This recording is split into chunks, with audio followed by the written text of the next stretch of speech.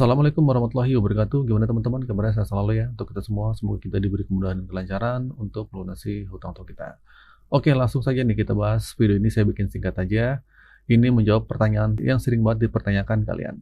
Terutama buat lo yang lagi galau karena galbay alias gagal bayar pinjol di beberapa aplikasi pinjaman online, mungkin di Kredit Pintar, mungkin di Tunaiku, Kredivo, atau Akulaku dan sejenisnya. Nah, pertanyaan adalah ketika galbay atau gagal bayar jadi pilihan, apa yang harus kita lakukan? Dan risiko apa yang kita akan dapatkan? Nah, pertanyaan yang paling banyak ditanyakan adalah gimana cara galbay di Kredit Pintar? Gimana cara galbay di Kredivo? Gimana cara galbay di Akulaku? Nah, sejujurnya gue sendiri agak bingung sama maksudnya gimana caranya. Karena setahu gue juga pernah ngerasakan hal yang sama. Galbay itu bukan sesuatu yang perlu kita cari-cari caranya. Galbay itu bisa dibilang tuntunan hidup atau tuntutan hidup atau fakta hidup. Nah, di mana kondisi keuangan kita udah nggak memungkinkan lagi buat bayar. Mau dipaksa bagaimanapun, kalau duitnya nggak ada, ya mau gimana lagi. Gitu. Akhirnya terpaksa galbay. Nah, di sini. Tapi gue coba simpulkan ya, maksudnya mungkin kayak gini. Apa yang harus dilakukan ketika gagal bayar? Mungkin pertanyaannya seperti itu ya. Saya sempurnakan saja nih. Nah, ini yang ada poin-poin penting nih. Nah, ketika lu memutuskan buat nggak mampu bayar di pinjol-pinjol tersebut, dan harus yang lu pahami pertama kali adalah risikonya. Risikonya satu-satunya adalah nama lu bakal tercatat dalam slip OJK atau skor kredit bermasalah. Nah, pertanyaannya, lu siap nggak dengan hal itu? Kalau lu siap, kalau lu udah siap sama risiko ini, perlu diingat bahwa ini bakal berdampak panjang ke depannya. Terutama kalau lu masih mikir buat ngutang lagi. Nah, kalau saya pikir pasti, ya jangan deh gitu. Gue sangat berharap ya ketika lu ngambil keputusan buat galbay, diiringi juga dengan pemikiran bahwa lu berjanji nggak akan lagi ikut dalam dunia riba atau hutang berbunga apapun.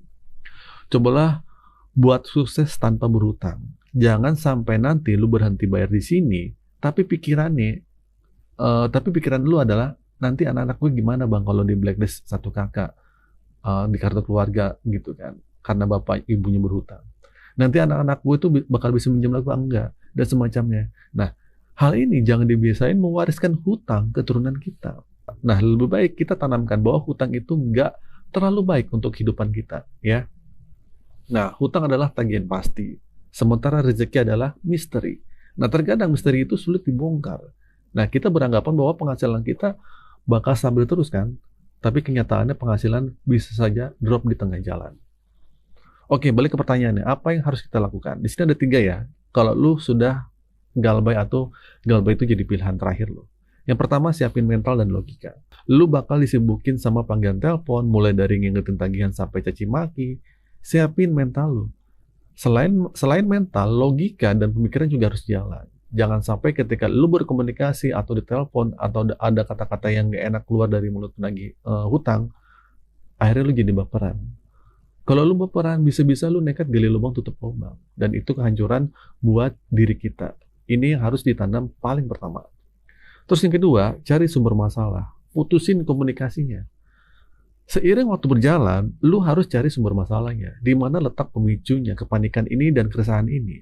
Berdasarkan pengalaman, sumber masalah terbesar adalah dari teleponnya, dari telepon kalian, dari HP kalian, dari WhatsApp kalian, dari email kalian. Nah, orang-orang ketakutan yang menerima telepon, ketakutan baca chat WhatsApp, dan ketakutan baca email, ketika lu udah tahu ini jadi sumber masalah, putusin semua komunikasi yang terhubung. Ganti nomor, hapus WA, hapus email, dan blokir nomor-nomor yang mengganggu itu. Nah, yang ketiga nih, yang terakhir, fokus pada support internal dan tetap kerja. Jangan terlalu fokus pada soal DC yang datang, DC lapangan, kunjungan ke rumah, itu nggak usah, dan segala macam.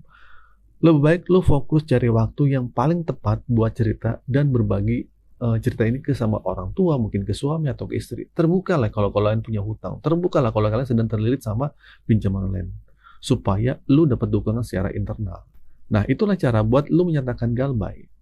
Nah, dengan begitu, seiring waktu, lu bakal bebas. Tapi jangan lupa ya, tetap bekerja keras, tetap berusaha ngumpulin duit lo, suatu saat lo ada rezeki, bayar. Mana tahu suatu saat nanti lu ada rezeki lebih, lu akhirnya bisa bernegosiasi untuk melunasi hutang-hutang kalian. Oke, itu saja teman-teman video kali ini. Semoga video ini bermanfaat. Akhir kata dari saya, assalamualaikum warahmatullahi wabarakatuh.